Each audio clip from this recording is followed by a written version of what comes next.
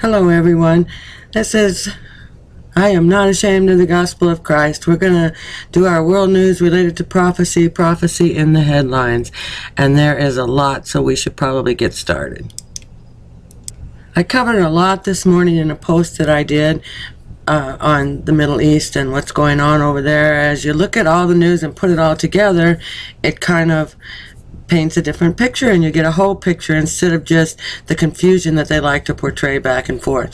But this title just caught my eye: Religion, the Gateway to Peace. It's a Muslim delegation led by a French imam called Hassan Chalgoumi. He met with the tourism minister there, and they said this could bridge communities. The two met in the French ambassador's home in Tel Aviv. The imam noted at the meeting that his group has been welcomed everywhere, and he went through his Israeli trip, which included Jewish, Christian, and Muslim holy sites in Jerusalem. I find that very odd, for one thing, that they talk about the Muslim holy sites in Jerusalem. I know they have mosques there, but they don't really have the Jewish history, the Tomb of the Patriarchs, our history with Bethlehem and Jesus' birth. Well, anyway, the imam noted at the meeting that his group had been welcomed everywhere. He went through his Israeli trip. Sometimes it takes only one person with a vision to produce a big change. He hoped that more missions like this would bring a closer relationship between the world's Jewish and Muslim communities. This sounds an awful lot like the one world religion, the beast out of the earth. I mean, this is all coming together. They started to cry Allah Akbar, and he told reporters, "They insulted me, my mosque, the Jewish community, and the French Republic." You know, the Antichrist, he's going to come across, or the false prophet, he's going to come across like this. Anyway, that's just one of the things that kind of caught my eye. This one world religion, false prophet, it's coming together really fast. Okay, let's go to the post I did this morning. I'm going to be doing this regularly too, Prophecy in the Headlines, as it all comes together. But here's the one I did this morning. Again, we find that if you read all the news and you put it together, a clear picture begins to form. They deliberately try to confuse with pieces and parts of the information to bury it deeper. I mean, if you listen to John Kerry, the peace deal with Israel and the Palestinian Authority is done and will be signed shortly. If you watch everything that is happening, you will see that this is not the case. None of the basic tenets have been met. Israel is the only one who's given a gesture of faith by releasing Palestinian prisoners, who I might add are terrorists. There was a recent speech made by the Palestinian minister Mahmoud Abbas calling for fighters to leave Syria and come to Jerusalem, and Abbas is seen applauding this speech. Okay, Abbas says that you need to stop sending your children, your soldiers to Syria and send them to Jerusalem. We'll just watch just a couple seconds of this. He says that Jerusalem is the direction, Jerusalem is the address, and you need to start there. القدس هي العنوان. There's Abbas applauding. بوصلة لا تشير إلى القدس. بريء منها محمد صلى الله عليه وسلم. بوصلة لا تشير إلى القدس. بريء منها رسول الله صلى الله عليه وسلم. فيا هؤلاء ويا أولئك، كفوا عن جهلكم واعلموا أنكم فقط أدوات صغيرة. He says that they are nothing but tiny pawns. They need to go, the address for jihad is Jerusalem. I found that, and Abbas was applauding. I'm sure you saw that. And they want peace? No, they want Israel, and they want to destroy Israel just like always. Well, while Abbas is turning around and pretending to carry the West and the world that all he wants is peace, they still refuse to recognize Israel's right to exist. Then they brought Iran onto the world scene, and they say that the Brotherhood in Egypt is being the key to Middle East peace. We know what happened there. When Obama was touting that the Muslim Brotherhood in Egypt, they were going to be their new ambassadors and they were going to promote peace in the Middle East, well, that went through. You know what happened there. The country who has never stopped touting that they will wipe Israel off the face of the map, that is Iran. Kerry and Obama are stepping forward with another agenda, and they want to smack Iran right into the middle of the negotiations with Israel and the Palestinian Authority.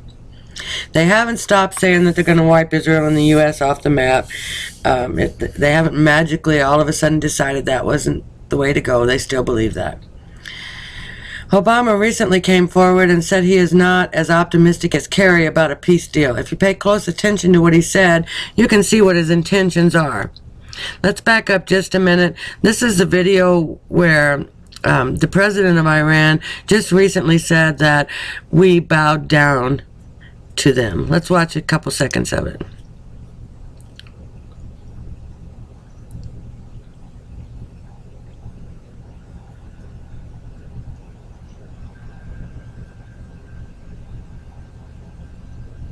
تا چند روز دیگر توافق ژنو اجرایی خواهد شد.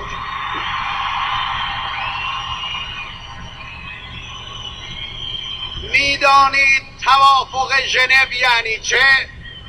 یعنی تسلیم قدرت‌های بزرگ در برابر ملت بزرگ ایران. So the great world superpowers have bowed and submitted their will to Iran. If you pay close attention, you can see what what Obama's intentions are. He said he believed the odds of reaching a peace deal were less than 50%. By the way, he has changed his plan from Egypt to say his plan includes 3 initiatives: Iran, Israel and the Palestinian Authority, and Syria. He says they are linked together, and he went on to say, on the other hand, in all 3 circumstances, we may be able to push the boulder partway up the hill and maybe stabilize it so it doesn't roll back on us, and all 3 are connected. I do believe that the region is going through rapid change and inexorable change. Some of it's demographic, some of it is technology, and the old order, the old equilibrium is no longer tenable. The question then becomes, what's next? Now this hit me hard. Remember the motto of the New World Order, out of chaos, order? As a community organizer, this is Obama's job, to confuse, apply guilt, to create chaos, to bring about new order. Out of the ashes rises the phoenix. A phoenix obtains new life by arising from the ashes of its predecessor. I thought this picture was particularly interesting because to me it looks a little bit like the dragon. And we know what that means in Revelation. Okay, Deb Kafal is reporting that Putin is going to visit Tehran after they invited him. Of course, they're inviting dignitaries from the Gulf oil states too. And Deb Kafal points out that if these visits come to fruition, that it just adds fuel to the fire, showing that Iran is indeed a nuclear power. I found a lot of Bible verses where this really hit home with me. One of them is in Daniel, where the kings sit at the table and lie to each other. And Genesis 11, where they were talking about Babylon, and they said they were going to make bricks with mortar, and it's something that had never been done before, to make this big huge tower. Come, let us build ourselves a city and a tower whose top is in the heavens. Let us make a name for ourselves, lest we be scattered over the face of the whole earth. See, that's what they're doing. They're building this big huge Tower of Babel over there that reaches above God, above everything else. It's a humanistic man tower. We all know what happened the first time with the Tower of Babel, and we know what's going to happen the second time because we're told that in Revelation. With Kerry's approval, the Al-Quds Committee, which is a committee that sits and makes decisions about Jerusalem, invited Iran to have a seat. Oh, the very people that want to destroy Israel and the U.S. now have a seat at the table for peace with those they want to destroy. Debka says this: therefore, by inviting Iran to join, Kerry and the Moroccan king have inserted Tehran into one of the most sensitive decision-making hubs affecting the Middle East process. Now, how smart is that? Yes, it's coming to fruition, Revelation 13, 16, and 17. It's beginning to take shape, and it's beginning to happen at an increased rate. One more thing worth mentioning before we move on is the King of Morocco, who hosted this last meeting on Saturday of the Al-Quds Committee, gave a speech in which, of course, he wanted the world to know they wanted peace. And he also was quoted by Morocco World News as saying that their deep commitment to the identity of Al-Quds stems from Jerusalem as being the first Qibla and the third holy shrine. Hello, Qibla means the direction that you pray in. It's not in the Quran. Jerusalem is never mentioned in the Quran. There are some writings of Muhammad's biographies and maybe in the Hadith where for a few months to trick some of the Jews that they were trying to convert, they did point towards Jerusalem to pray, and then all of a sudden Muhammad had this revelation from Allah that said it was against the law and they shouldn't do that. So now we have the framework for the New World Religion, or the Mystery Babylon. Here we see that again. Prophecy is beginning to come to life in a way that I never thought I would see, much less understand. The mystery of God as foretold through his prophets is about to be unveiled.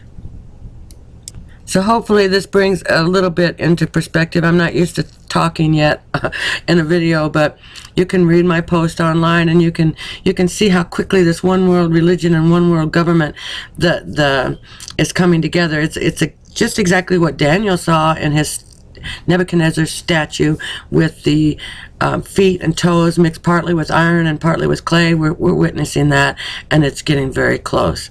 Until next time, like my father used to say, stay prayed up, packed up, and ready to go.